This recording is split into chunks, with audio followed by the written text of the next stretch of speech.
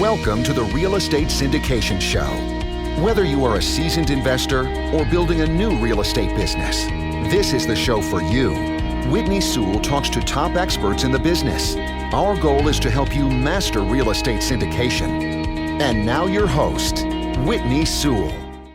This is your daily real estate syndication show. I am your host, Whitney Sewell. Today, our guest is Shelby Osborne. You are going to enjoy this show with Shelby. If you are an entrepreneur, or especially if you are looking to scale your business, and she has done it fast, and she's going to tell us a couple key things that's helped her to do that well. But she's a 6-year Army vet who got out in 2018 to pursue real estate full-time as both an investor and an agent. 3 years later, she owns 74 rental units, runs Five Pillars Realty Group located in both Fayetteville and Charlotte, North Carolina, has founded Pints and Properties, a real estate investor meetup located in several states throughout the country. Shelby also operates Life and Lens Photography, a company designed to showcase multifamily syndication projects and help investors raise private capital. So Shelby goes through, just building systems and finding the right people and how she has done that, how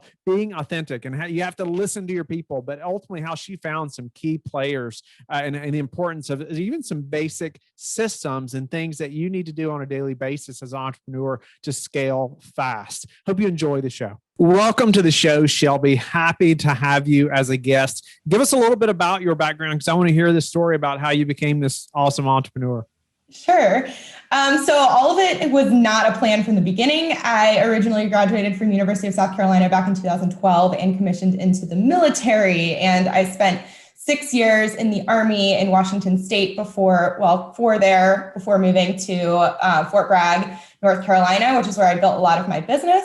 But those years in the military really set me up for success in a lot of ways because they teach you, leadership, aggressive actions, how to work with people, standard operating procedures, all of those sort of things, and an aggressive mindset. And that kind of laid the foundation for when I got out and decided to pursue real estate full time as both a broker and an investor. So I originally was like, I'm just going to do investing. And then I was like, oh, wait, I need money somehow. Decided to get my license because they nest really well. And that was back in 2018, where I did well on the broker side. I was the Keller Williams Rookie of the Year for 2018 in all of North and South Carolina.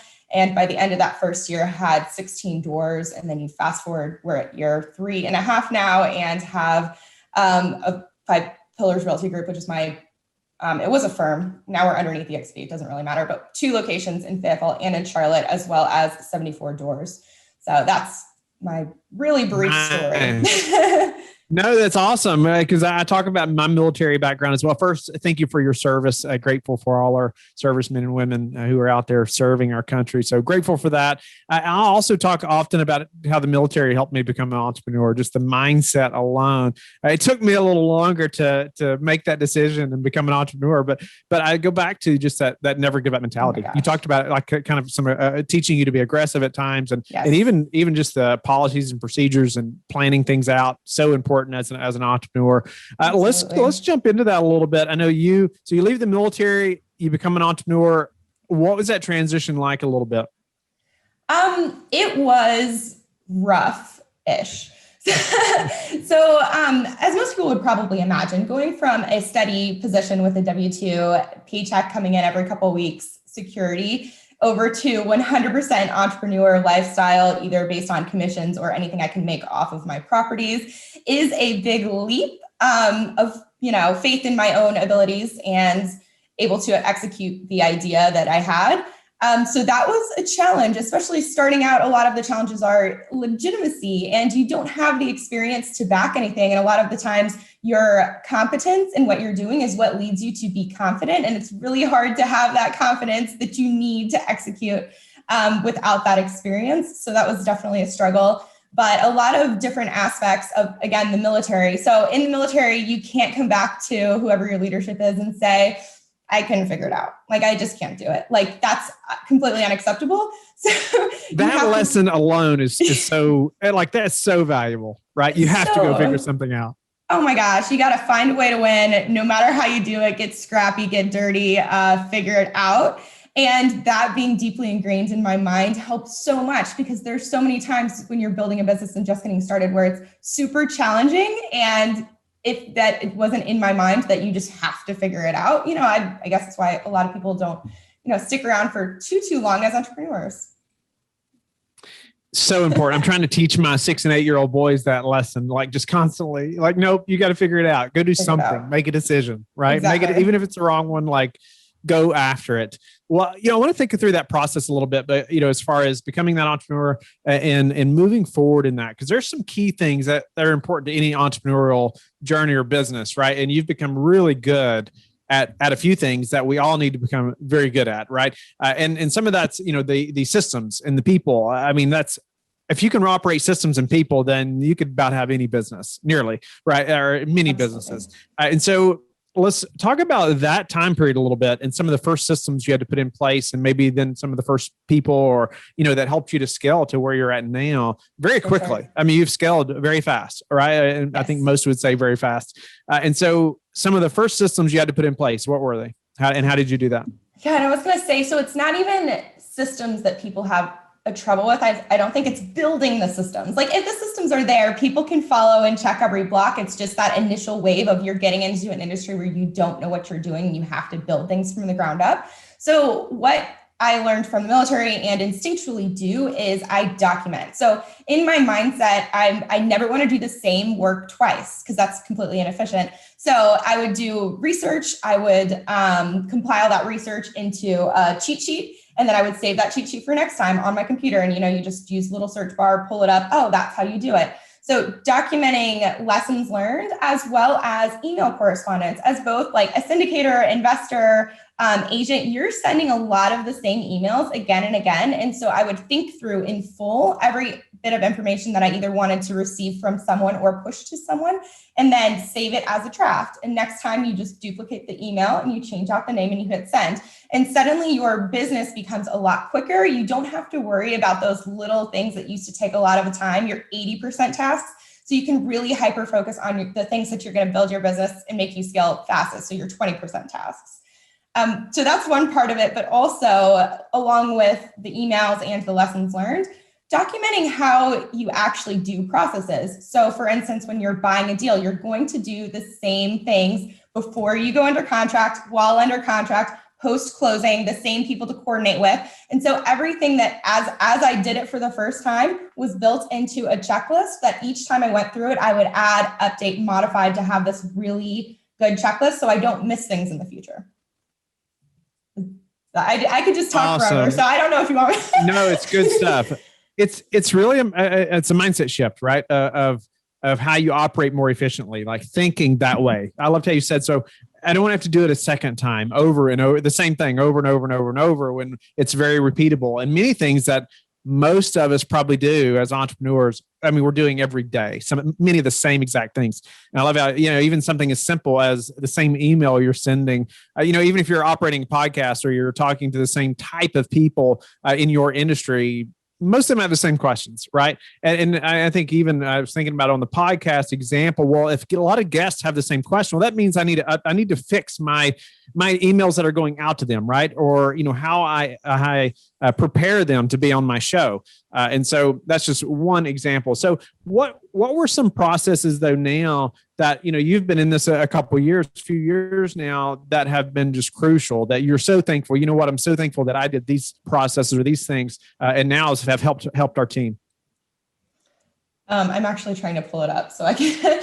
Okay. So basically consolidating the checklist for basically what I just talked about for the deal in particular is really, really helpful. Every time I'm going to go do a deal, I duplicate our checklist and then I won't miss a step. And especially some of the details on there are as easy as putting things on the calendar. I don't know how much you guys use calendar reminders to check in, but calendar is really important as well as communication. So when you use the checklist as a skeleton, what you do is you can plug things into the calendar. And then when you look at your calendar, based on the events that are supposed to happen in 2 weeks from now, that cues you to say, hey, in 2 weeks, we're doing this. Hey, can we get this inspection on the calendar? And then check in to make sure that you're on track so things actually happen on time. So I've learned that you should never trust your brain for everything if you don't have it written down in a reminder, calendar, checklist. count on it not happening. You can probably survive in the beginning, but when you're running multiple businesses or you're doing a large scale syndication or whatever the case may be, you need to be hyper organized with your systems and processes. So that way you don't forget anything. I'd say yes, all of those things. So you were just talking about, you were just mentioning, write it down, staying organized. And I was typing that so I could ask you a question, because then you mentioned like hyper organized. I wanted to ask you, you're writing all this stuff down. Give us some, even a system behind that of, you're writing all this down, but where are you putting that? Where are you writing that down? Yes. What does that look like? I just gave a class on this actually to my team, because I just know that everyone has you have the capacity to do so much more as long as you don't waste your energy on the tiny little things. So with organization in particular, I like to use Evernote. Have you heard of Evernote? I have, but explain it to the listeners just a little bit though. Great tool. Yeah. So Evernote is a tool that is essentially a digital notebook, and it syncs to your phone and your computer. And I find that very important. A lot of people are, a little more old school, want to have their handwritten calendar and your handwritten to-do notes. But as you scale and as you grow, the idea is to plan now for what your future business will be. And if you have everything in your brain and on a piece of paper, there's no way that you can properly share a calendar with your team or sync different to-do lists with people working on the same project. Like, it's just not going to work. So with Evernote in particular, because you can sync it with all devices and you can share it with multiple people, I like to have on my Evernote a master to-do list and then a bunch of sub notebooks. So my sub notebooks will be like one for my realty group, one for my investments, one for my consulting business, one for life. And then what I'll do is every morning when I get up in the morning is I'll quickly go through my emails and pull things onto their appropriate lists. And then I'll look at my list and I'll identify the most important tasks that I need to do that day and pull them to my today to-do list. And then I won't look at the rest. Because what you'll find as you're building businesses and so much is coming in, you can't stay focused on what is truly your most important tasks. So I hide everything. And then if something super hot comes in, I can action it. But overall, I'm focusing on my top 3 things that I want to do today. And that's it. So important. I love the focus, or just the detail that you mentioned there around just focusing on the top. What are I think most people couldn't answer that question. What are the top 3 or even one, the most important tasks you need to get done today? Because I'm as guilty as anyone. I have to work hard at eliminating distractions, right? Putting the blinders on. I talk to my boys about it again, all the time. It's like, a racehorse, they put blinders on them for a reason, right? They need to just look forward, look ahead of you. What's the most important thing getting across that finish line? And so Evernote, I've heard lots of great things. I've not used Evernote, but I've used OneNote, some similar things. Same. It's handy. You can take photos and put them right in there where you want and track things like that. So you organize it through Evernote. Now you have these things written down. What are some other systems, processes? And I want to get to the people component too, because it's so important. Sure. But you're organizing all your notes. What are some other systems that have helped you to scale your business? Okay. So we're kind of in the organization lane, but I love that lane too. So we can keep talking about it. Email is one of my biggest things that I find as incredibly distracting and detrimental to like hyper focusing on what you need to do. So within your email, flagging items for following up later, and then categorizing them into specific subsections, like to follow along with what I just said, my realty group, my investments, finances, whatever the case may be, you categorize it. Because the same thing, that I do the same process is I identify what my most important things are, and then I hide the rest of the categories, and then I work offline.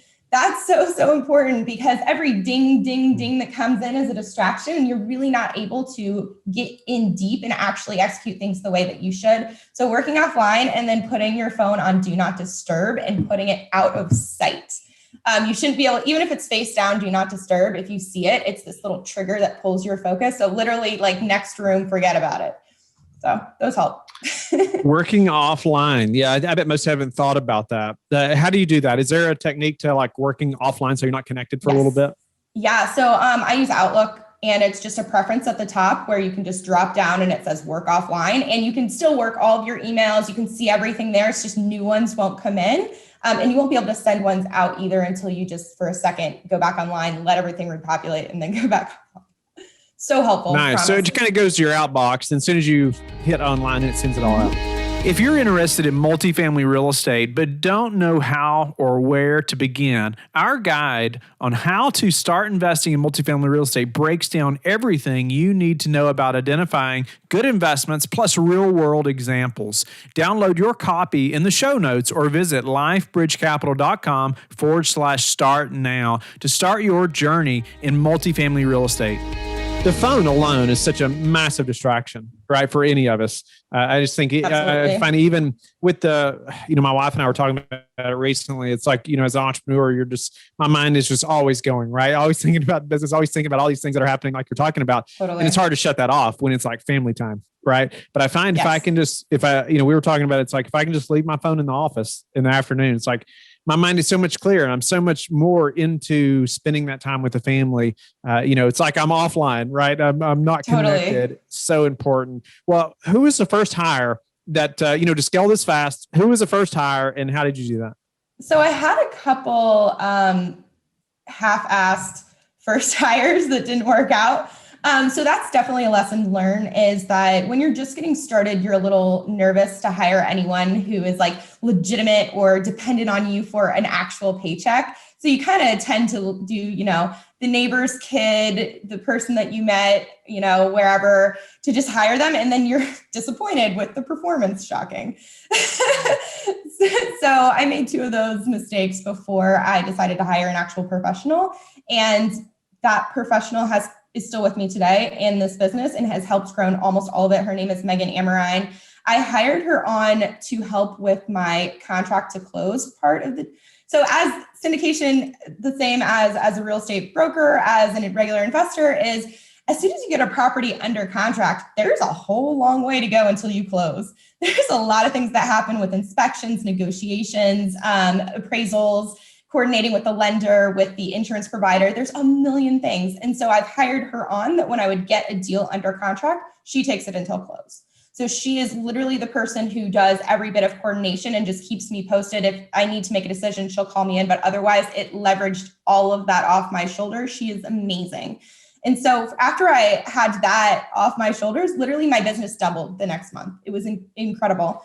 And yes, literally. Doubled. And then, wow. Yes, it doubled her. And I'm talking about my, in particular, as the agent side of the house, but my investments as well. There's no way I could have done it if she wasn't handling the contract to close and all of those. And so from having her there, our business has grown in the sense of, so I, on the agent and investment side of the house, have been able to bring in partners, have been able to bring in more agents. She, on the admin side of the house, has brought in more administrative help and helped to train and build their systems out on that realm. And so 2 of us working together and growing to the point where she's now my COO, and literally we oversee everything. Nice. How did you find her? Mutual friend. So it's funny, friend of a friend. She already somebody in your network. Yes. And that's something that I was going to say too. So I have an amazing team. It's not just her who's amazing. I truly am incredibly fortunate by the people who are on my team. And I would say that it's due to the environment that I put myself in and the community of people. Like, for instance, we have a real estate investors meetup. We do a lot of community providing value. And that's how we just attract the best people, because those people are the ones who already are interested in what you are. Their goals are already aligned. The vision is there. The work ethic is there. And it's just a seamless fit. That's awesome. I mean, hiring the first person is, I just get questions about it all the time. It's like, am I ready to do this? Am I not? I'm like, most likely, yes. Like, you need to hire somebody, even if it's a virtual assistant for a few hours a week. Like, you can start getting some things off your plate, right? Like those emails, like you're talking about, get some help. That's been such a load off my mind is emails alone. Just having a system behind that and somebody to help with all those that somebody else can really answer. But you finally found some Class A talent. You hired somebody who was a professional, and now. He said, like the next month, your business had doubled. Yes. Now, and since then, and, she's really moved up the ranks. Really a vital person in your business. Right. Give us, just 1 or 2 thoughts on a little more about finding that person. Or maybe, something you were looking for at that time, some way that you vetted her, something. Yes. Okay. So actually we have like a whole system on how to find and hire talent. And we're really big on so the DISC and Myers-Briggs. Have you heard of DISC and Myers-Briggs? Yes. Just so they're not a one size, it's not a guarantee. We're not putting anyone in a box, but it is good to see people's natural indications as to the areas that they excel in and the areas that they don't, because there's a place for everyone. There really is, but we're going to put you in an area where you can double down on your strengths and feel naturally alive and energetic in the position that you're doing. And then have an alternative person, leverage out your weaknesses, because their weaknesses are someone else's strengths. And by really putting the right people in the right places, it's allowed everyone to thrive where they naturally should be.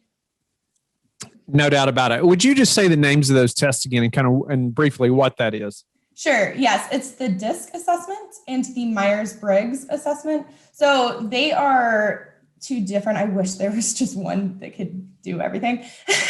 But the DISC kind of breaks down how you're naturally going to this is hard to explain. Okay. So the DISC is basically like your work, how whether or not you're going to be aggressive in action or whether you are going to hold back. It's whether or not people bring you energy or whether, introversion brings you energy. And then how comfortable you are with risk and how likely you are to follow and build systems. So those are really important when looking at a person, especially what part of the team that they're going to be on. Are they going to be a partner with you who is really into the details and running numbers on deals and the fine, lender, all of that stuff? Or are they the person who's out there building relationships and finding, potential people to raise money with or do more deals with? So that type of thing is really what we are looking for. How accurate have you found those to be? Well, we give the guidance that you should fill them out as honestly as possible. And with that, I would say very accurate overall. I've only had 2 cases where I'm like, this doesn't fit. You need to retake this. But overall, very, very helpful and accurate. They also help you understand the people's motivators, which I find incredibly helpful, because you're not going to speak to the same person the same way. You need to find how they communicate and you need to find what motivates them. As a leader, especially if you're the entrepreneur who's building your business, it's not about you ever. It's always about the other person, and being a chameleon and being able to shift yourself to meet their needs is what's going to help you connect with more people and move faster. Shelby, I know you also mentioned before we got started, one of your a great thing that you are skilled at is helping people get on board with your ideas. Talk through that a little bit. As an entrepreneur, as fast as you've grown, how do you do that? What are some things we need to remember when we're speaking to our team about maybe ideas we have and getting them on board? A couple things. So you need to be authentic. People will be able to see if you're trying to be someone who you're not. Be unapologetically authentic. That's what I found. I am quirky, I'm weird, I curse, I'm like that girl who's jumping off the boat over there crazy. But because I still have my shit together, it's this weird dynamic where people are super drawn to it. The people who are off puts in general, I will look around and it's because the people who they're listening to is not authentic. They're faking it. So that's one thing. And then the other thing is you have to listen. So my team says this all the time. It's the best thing about when I bring you a problem is I know you're going to take it seriously and we're going to talk through and come to a decision, and then you will implement. Whatever problem I bring to you, I am fully confident that the change will go into effect if need be. So a lot of people will be I know it's best, I'm going to make the decision. I never, ever make decisions without talking to my team. I'm hey guys, this is what I think. I don't know your perspective. I don't know what you're dealing with every day. I would love to hear, come on, give it to me. And we just talk it through. And then it helps buy-in too, because they've helped make the decision. They're a part of the process, and now they're vested because it's their idea. Does that make sense? Love that. So important. Be authentic. You have to listen. I just think that says so much about your relationship with your team as well, when they know you're going to listen to their ideas and you're even asking for their ideas. It just shows you care. And yes. I love how you said too, they're vested. They're part of that decision. It's very different. Sometimes as the leader, you do have to lay things out and say, this is what we're going to do. But we do want to include them or the team and moving forward like that. What are some habits, Shelby, that you have, some daily habits that you are disciplined about that have helped you achieve success? I'm definitely a morning person. I find that the mornings are magic. I read The Miracle Morning Millionaire by Hal Elrod and David Osborne back in 2018 when I was like drowning in business and didn't know how I was going to survive. And it changed my world. It really did. So having like starting your days with SAVERS is the acronym, but like most importantly, like silence. I think most people wake up, they grab their phone, they check their email first thing, and already your brain is in a reactive mode. You're like, oh God, there's so much coming in. But like, if you wake up and you don't look at that stuff and you think, you just have some silence, you know, your peace of mind type of thing, and then think about what's most important in your world. Now you can actually action on those ideas without being distracted and constantly reactive. You can be proactive as opposed to reactive. That's helped me so much. And then also maintaining like fitness in the morning and enough sleep and eating right, like that holistic has allowed me to continue being this crazy ball of energy, which I really do credit it to treating my body with respect, I suppose. Could not have said it better myself. I just believe so much in the morning routine, being up early, everything you said, silence, even to the exercises and nutrition. Our nutrition changed drastically a few years ago, and so did my morning routine. It kind of happened all at the same time. And I just think that, it changed our business in a big way. No doubt about it. Just the way I feel, and man, your productivity level can go so much higher, right? When you feel better and you've got sleep, you're rested, you can think so much better. What about the number one thing though that's contributed to your success? The number one thing would have to be the mindset of find a way to win.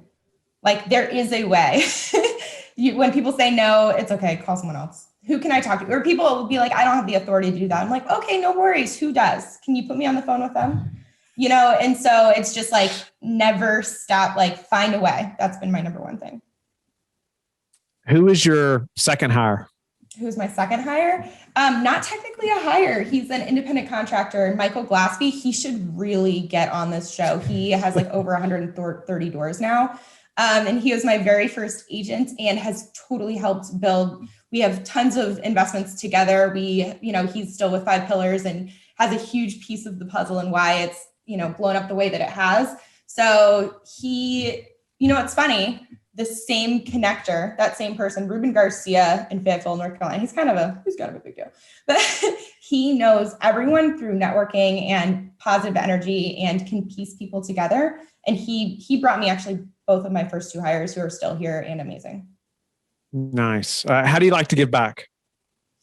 So I love building communities where people, like us in this circle can exchange ideas, share projects. I like talk and grow in a positive environment. So we do Pints and Properties, which is a real estate investors meetup, totally free education, have fun.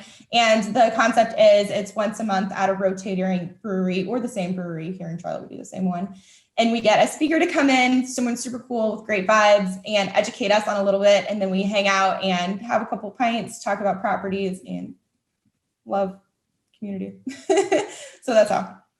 Awesome. Shelby, it's been a pleasure to get to know you. It's just neat just hearing entrepreneur from military and how that's helped and the systems and the teams and how important those things are in really any business, no doubt about it, and how you have created those skill sets that have helped you to grow very fast, but very systematically, right? It's not just random that these things happened.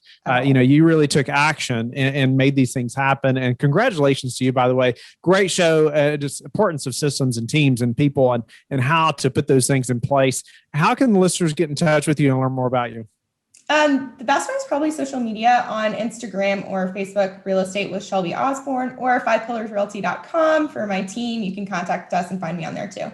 So, thank you for listening to the Real Estate Syndication Show, brought to you by LifeBridge Capital. LifeBridge Capital works with investors nationwide to invest in real estate, while also donating 50% of its profits to assist parents who are committing to adoption. LifeBridge Capital, making a difference, one investor and one child at a time.